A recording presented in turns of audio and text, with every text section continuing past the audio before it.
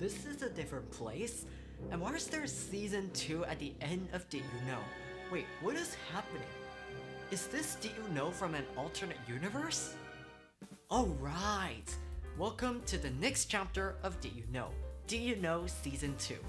This season will feature new themes, new composers, and best of all, the new background.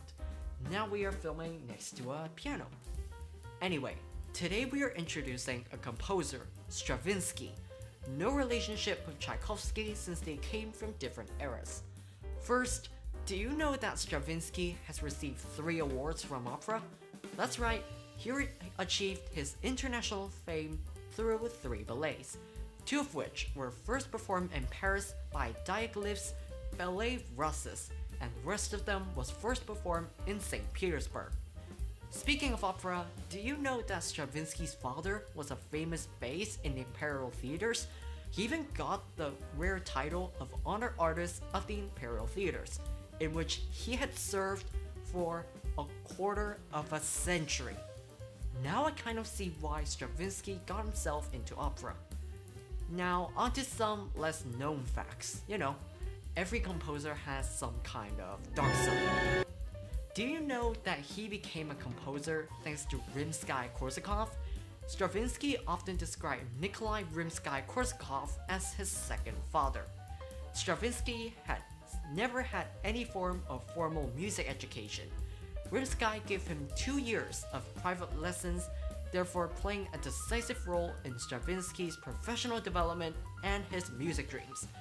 I don't know whether his parents are happy about their son calling a music teacher his second father, but probably his father should be pleased that he has a son that has the same interests as him, even though he never took up singing. Even though Stravinsky never became a singer like his father, he took up writing. There's a list of books he wrote. Let's see. He wrote an autobiography in 1936 and the Poetics of Music. You can check out a list of the books he wrote in the description. That is quite an exhaustive list. Now, onto his dark side. One fact I should mention is Stravinsky has moved many times, from the USSR to France to the USA, because he strove for a better life. When he moved to the USA, he had also experienced some risky and quite controversial times. He rearranged the national anthem, Star Spangled Banner, with an uncommon but revolutionary dominant 7th chord. It led to an incident with the police, but luckily the police just ignored it. He was supposed to be arrested, but thanks to his luck, he didn't and was able to compose more music. But on the bright side, at least he had brought a large impact on music history. He dedicated a few decades to neoclassicism, a Western cultural movement in decorative arts and of course, music. He became the main composer using the neoclassicism style, and effectively began the music revolution. An individual work that represents this style well is Prokofiev's Classical Symphony No. 1 in D, which is reminiscent of the symphonic style of Haydn and Mozart. He, along with some other composers like George Balanchine, really made neoclassicism music one of its kind. And all of that leads him to be an iconic composer.